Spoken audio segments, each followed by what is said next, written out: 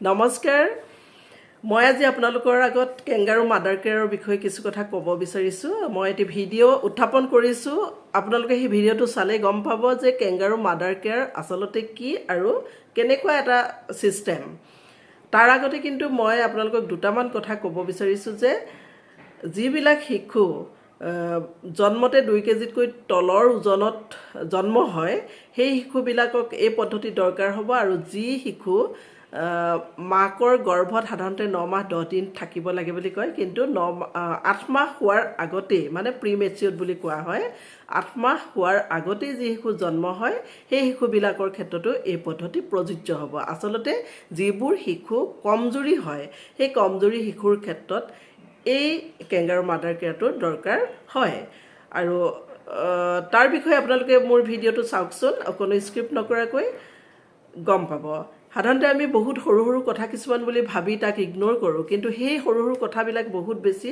সময়ত আমাৰ সমস্যাৰ সৃষ্টি কৰে আৰু আমাৰ আজিকালিতো বহুত ধৰণৰ প্ৰবলেম ক্ৰিয়েট হয় শিশু জন্মৰ সময়ত সেইকাৰণে আপোনালোকে কেংগাৰু মাদাৰ কেয়াৰটোনো কি সেইটো বিষয়ে অকণমান হ'লেও জানিব মোৰ এই ভিডিঅ'টোৰ জৰিয়তে बच्चों को अतिरिक्त गर्माहट कैसे प्रदान करें इसके बारे में विस्तार से जानेंगे कि कंगारू मदर केयर क्या है और इसे किसे दिया जाता है।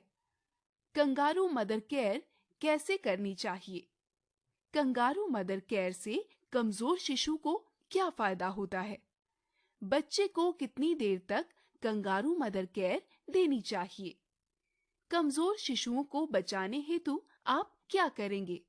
क्या आपने ऐसा जानवर कभी देखा है। नहीं। क्या आपने इसके बारे में कभी सुना है। हाँ, सुना है। इसका नाम क्या है। कंगारू। बिल्कुल सही। आइए इस जानवर कंगारू की एक विशेषता के बारे में जानते हैं। कंगारू एक पशु है जिसके सभी बच्चे समय से पूर्व ही जन्म लेते हैं। इंसानों की तरह ही उनके बच्चों को भी पूरी तरह से विकसित होने में करीब 8 महीने लगते हैं, परंतु इनका जन्म 1 महीने में ही हो जाता है। यह 1 महीने का बच्चा अंधा, बिना बाल का एवं कुछ सेंटीमीटर यानी 1 उंगली के बराबर का ही होता है। उसके सारे अंग भी पूरी तरह से विकसित नहीं होते हैं, जिसकी वजह से वह तुरंत बाहर जीवित नहीं रह सकता है। जन्म के तुरंत बाद उसकी माँ उसको अपने पेट की थैली में डाल देती है। थैली में बच्चा गर्म रहता है और आराम से स्तनपान करता है। करीब 6 महीने तक बच्चा अपनी माँ की थैली से बाहर सिर निकाल के देखने लायक हो जाता है और करीब 8 महीने के बाद वह माँ की थैली से स्वस्थ बाहर आता है। मैंने ये जानकारी आपको कंगारू के बारे में बताने के लिए नहीं दी है, बल्कि इसलिए दी है ताकि इसके माध्यम से आप कंगारू केयर के बारे में समझ पाएं। कंगारू केयर वह प्रणाली है जहां इसी तरह से अपनी त्वचा से लगाकर और धीरे धीरे स्तनपान कराकर माँ अपने कमजोर बच्चे का खास ध्यान रखती है। हर कमजोर शिशु को कंगारू मदर केयर से फायदा हो सकता है। याद रखें कि बच्चे 8 माह से पूर्व जन्मे हों, जिनका वजन 2 किलोग्राम से कम हो, जन्म से ही स्तनपान करने में कमजोर हों। सभी को अतिरिक्त गर्माहट की जरूरत पड़ती है, लेकिन बहुत कमजोर बच्चों को केवल कंगारू मदर देखभाल से कुछ फायदा नहीं होता है।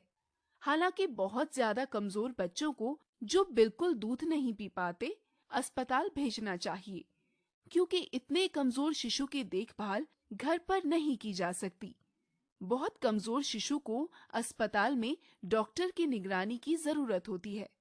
सुनीता दीदी, मुझे आज ही पता चला कि पड़ोस के गांव में एक कमजोर नवजात शिशु को सही देखभाल नहीं मिल पाई, जिससे उसके स्वास्थ्य पर बहुत असर पड़ा। अंततः उसे तुरंत अस्पताल ले जाना पड़ा। अब वो 1 सप्ताह से अस्पताल में भर्ती है। ये तो बहुत बुरा हुआ, पर इस घटना से हम सबको सीख लेनी चाहिए कि हम ऐसी घटना हमारे गांव और आसपास में नहीं होने देंगे। दीदी, हम ये कैसे सुनिश्चित कर सकते हैं? बिल्कुल आसानी से। सबसे पहले ये ध्यान रखें कि गांव में 3 से 4 महीने में कम से कम एक कमजोर नवजात शिशु मिलेगा। कमजोर शिशुओं के यहाँ बार बार गृह भेंट करें और परिवार को कंगारू मदर केयर के बारे में जानकारी दें।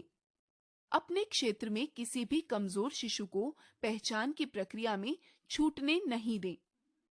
सभी कमजोर शिशुओं के यहाँ तब तक गृह भेंट करें जब तक वह खतरे से बाहर नहीं आ जाते। सभी पहचाने गए शिशुओं को कंगारू मदर केयर सुनिश्चित करें।